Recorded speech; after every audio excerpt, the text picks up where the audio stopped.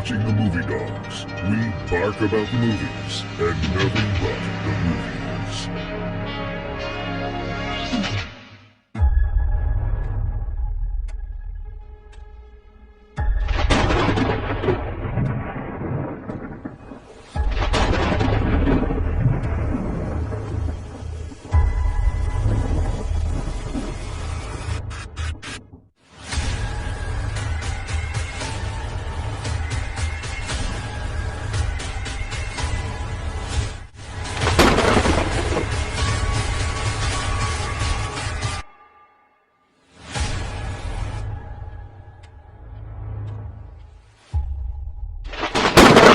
Welcome to the Dawghouse.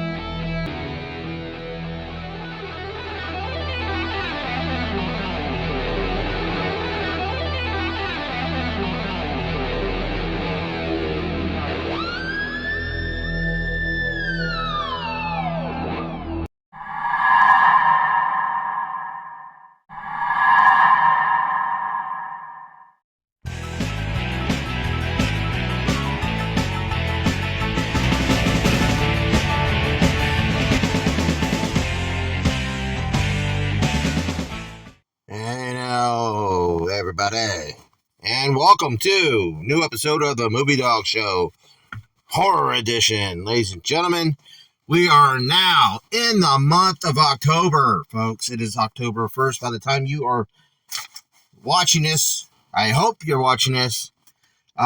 This one I've been holding off a long time doing this because we're always ran out of time. Last year I planned on doing it, year before, but damn it, I'm finally reviewing the 1975 cult classic, The Rocky Horror Picture Show. Ladies and gentlemen, like Jaws, this is its 50th anniversary, and it's just still timeless. This film, I mean, there was another film that same year, or if not the year before, The Phantom of the Paradise, which was a Brian De Palma film, and it starred Paul Williams. This one right here was based off a play musical, The Rocky Horror Show, by a very talented musician. The music and the lyrics were written by Richard O'Brien, who plays the character of Riff Raff in this movie. It also starred Tim Curry in his feature film debut. What a hell of a way to debut as being Dr. Frankenfurter. So, and this is one of Tim Curry's most iconic roles. I mean, he played Pennywise. He's played so many other characters, and you always know that Tim Curry mosaic type of panache that he has. That voice that he's got. He played Lucifer or the devil, or whatever you want to call him, in Legend, and I didn't even know it was him till years later. But the voice, for some reason, it always sounded like Tim Curry, but of course it was. But again, it also had Susan Sarandon and Barry Bostwick. We all know Susan Sarandon is now Academy Award-winning actress over the years. Barry Bostwick, those who remember, he was in Megaforce. He was also on a very great show with Michael J. Fox called Spin City, where he did a terrific job as the mayor. But this movie was a hybrid of and an homage to the old sci-fis of the 1930s and 60s, mixed with comedy, horror elements, and bunch of other, matinee style movies that were, especially grindhouse style too. If you look at it as well, it's kind of got that feeling. The movie is kind of done in a case study with a criminologist that was just played by Charles Gary, and he it was all done in like a type of narration, type of case study. And he's done very well, almost like pulp style, with some camp, and it just is, again, the film is just absolutely beautifully done. It was also produced by Lou Adler, who had his own record company. He was a producer, discovered and gave us Cheech and Chong. He ended up directing sort of directed the first Cheech and Chong movie. But again, it was released in 1975, again, by 20th Century Fox. And 50 years, man, it's hard to believe that, I remember hearing about it on Siskel and Ebert, and always, kind of curious about it. I'm like, oh, that's pretty cool. And then it didn't come to, I think, physical media, VHS, until 1990. Almost 2 decades. Because it was still in theaters. This movie has the longest run of any cinematic film in history, because it was constantly being played through in the midnight showings, and it just never left theaters because of the audience. Again, the fans made this movie. Now, it was a decent hit. It wasn't a bad big bomb plot of the decade or anything like that. It made moderate success, but again, it launched careers. Again, I'm going to meet Meatloaf made his, this was before his Bat Out of Hell, if I'm not mistaken. He went on to, with Jim Stein, made Bat Out of Hell, one of the greatest albums ever made. Again, that was kind of like a rock opera type of style. So he stayed into that motif of rock musical-ish type of performance. Again, the songs, science fiction double feature, The Time Orb, Damnit, Janet, Touch Me. There's just so many great songs that came out of this, especially, of course, Time Warp, which you heard the instrumental parts here at the beginning of this episode. It's just so much fun. And again, I go back to the audience. Reason why it stayed in theaters for so long was because the audience started participating while the movie was, and they were reenacting the movie at the same time. When Brad, when him and Janet, his girlfriend, and now his fiance, they were at a friend's wedding, and he proposed to her. And then, while they're driving home in the rain, they keep seeing these motorcycles, and they suddenly find themselves at a dead end that was out of nowhere, which you find out was purposely done because of Brad's involvement with a Professor Scott, who's been, spying on Frankenfurter and his experiments. And you'll find out that, later on what is that Frankenfurter was trying to do. But again, people started acting out these scenes, like when Brad, forgot the tire, the spare, and people would go, "You idiot!" And they would shout out. Of course, they'd be in the rain, and people had these little water pistols and shooting them up in the upwards, to get the rain effect. People would reenact the scenes, and especially when it came to Time Warp, people would dance, in front of the movie screen and reenact everything, and and it became this event. I always wanted to go experience a Rocky Horror Picture Show. I mean, if you go watch the movie Fame back in the 1980s, they do that. The students go to a Rocky Horror Picture Show showing, and you can see the what people were doing back in them days. I mean, around that time, it was only maybe a 5 or 6 year difference, had passed when it comes to Fame and Rocky Horror Picture Show, but it was there. The audience was there, and that's one of the ways that people got to know more about this phenomenon of this movie, that this little thing that people would just do it on a weekend, Hey, we're going to go see a Rocky Horror Picture Show. Well, I'm going to dress in drag. I mean, some of the, you could be the most butch guy in the world that's very hetero, but, Tim Curry made it look pretty damn good. So, but again, I digress. But again, I have to, those who haven't seen it, definitely look up on YouTube, the audience participation and really just, you want it. And when you're even watching the movie at home, now that it's more accessible on home video, which again, it's still being shown. Disney or 20th Century Fox had this deal with movie theaters, especially the old movie theaters that showed old movies, that they always had access to their archives. Of course, that stopped when 20th Century Fox was bought by Disney, but Disney made one exception. Well, maybe a couple now when it comes to the Lucasfilm archives, especially Star Wars. But Rocky Horror Picture Show was that exception. Okay, we'll keep it going because there was still money being made. I mean, still to this day, that movie still makes money. I always wanted to rally in my hometown, a Rocky Horror Picture Show showing at our old movie theater. I don't know if it'd be a chance in whole day in hell if that happened. I don't know, but again, that would still be awesome to experience that feeling and that just to watch it, just to watch the audience participation. Trust me, look it up on YouTube.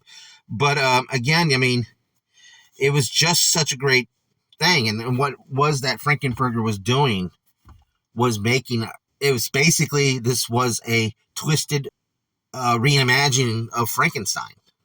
He was making basically a sex slave for himself. He was basically making a golden boy, golden tan, blonde hair, muscles, and and of course everything kind of goes awry. And I don't want to spoil anything. I don't want to go into great detail either. But I remember watching this for the first time after seeing it advertised when it came out on DVD, or I'm sorry, VHS. I'm kind of getting a little ahead of myself here, but again, I finally got to watch it when it came on VH1 Rock and Roll Picture Show, and John Ferguson, who was the host of it, he had these little segments where he would talk about the movie and some of the facts and go back into the movie, But again, I got to watch it that way off of VH1 when VH1 was still cool. But I loved this movie. I absolutely loved it. I went ahead and I bought a VHS copy. As time went on, I mean, that I eventually sold the VHS copy and went on to DVD, and then able to get one of the anniversary editions for Blu-ray, and I just happened to look out that the case was red. Most of the times they're just blue, but I just happened to look out to find a red. All I checked, every one of them were blue, just making sure that, make sure this was a rarity. And I lucked out, got a red Blu-ray case for Rocky Horror Picture Show because of the big red lips that were very prominent at the beginning of the movie and where it was singing the title track. Again, Tim Curry, you got to go back to his performance. I mean, though you don't see him until like maybe 20 minutes into the film, but I will say at the wedding, when the wedding party is all together taking a picture, look up at the top of the top row and look at those, the preacher and those who are and the deacons that are taking care of the church. You'll recognize them. And then put two and two together. That's probably the only spoil I'll give it to you. But just, if you haven't seen the movie and you want to see the movie, check out that particular scene. You will notice it right away. Once you notice it, you can never stop. You'll never be able to not notice it again. So the top row, when they take the picture of the wedding party in front of the church, that's what you need to do. All right. Okay, but again, it was, again, Rocky, the creature, whatever you want to call him, was played by Peter Hinwood. And again, this was just, it dealt with a lot of things, homosexuality, incest, drugs, I guess you would say alien abduction, horror. I mean, it just had so many different elements, and I'm sure, it was just hard for a lot of people to kind of grasp the concept of this at first. But, I mean, once you really get to watch it and you understand it, and a lot of the, the singing kind of goes second. The music it still complements the movie, but you get kind of wrapped up into the story, wanting to know what's going on, what's going to happen next, and you kind of get a little lost. And then, of course, Tim Curry's performance towards the end of the film, when when they're all dressed up in stockings and stuff like that, and they kind of got the Malaysia or Geisha type of paint on them in front of the ROKO radio tower logo, and the final performance, as you would say, Tim Curry's voice. How did this guy get this? I mean, I'm sure he was an actor. That's all he wanted to be. But man, this guy could have also fronted any freaking rock band at the time in the 70s or 80s. I mean, his voice is just amazing. And I mean, you wouldn't think of Susan Sarandon, being a singer too. Her too. I mean, Barry Bostwick. I mean, if you see these people's, careers later on down, you forget that, they have abilities, wonderful voices. But, again, Tim Curry, just, and he was even offered to come back, I mean, Richard O'Brien he wrote a sequel. He was getting ready to do this shortly after the success that this film had. And, Tim Curry didn't want to go back. I mean, again, there's really no reason for him to. The story was told, but, O'Brien was still trying to come up with it. They were going to call it the Brad and Janet Show. He was trying everything he did, but they finally did a sequel-ish, but it was more, they always joked around and called it an equal instead of a sequel, but it's called Shock Treatment. So I suggest you check it out. That one was very unsuccessful. Nobody, except for Richard O'Brien and Nell and the woman that played Riff Raff's sister in the film. I can't remember her name at the moment now. That's, I believe, the only only three people that showed back up from Rocky Horror, the original cast members. So, but they were playing different characters. But that was, involved with Brad and Janet, so it's in a universe. So, but there was a remake television live event that, Fox was doing all these musicals, bring these more updated reviews of like Grease and stuff like that, and they were doing it live on TV, and they actually got a trans person to come and play Frankenfurter. Now, I watched some of it, but it did not have the spirit of the original one. It just felt like a cosplay performance, and I'm sorry to say that, because I'm sure everybody worked their ass off because they were doing it live on TV. But nobody can touch Tim Curry's performance. It's just impossible. Now, Bill Skarsgård did great with it and Pennywise.